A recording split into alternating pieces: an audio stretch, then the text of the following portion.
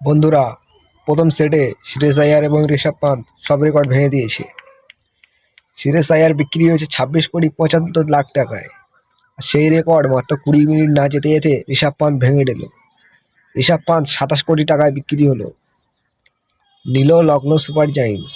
Lucknow super giants Rishabh পান্তকে 27 কোটি টাকা দিয়ে কিনে নিল, সব কল্পনা জল্পনা বাদ দিয়ে। এবং পাঞ্জাব কিংস কিনে নিল শ্রেয়স আইয়ারকে।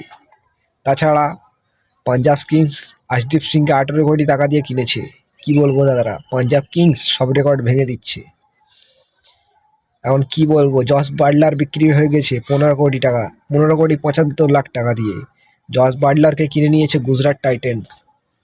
এবং গুজরাট টাইটেন্স রাবাডাকে কিনেছে 9 কোটি টাকার মতো দিয়ে কিনেছে। এবং তোমার মিচেল স্টার্ক বিক্রি হয়ে গেছে। দিল্লি ক্যাপিটালস 11,75,00,000 টাকা দিয়ে মিচেল স্টার্ককে কিনে নিয়েছে।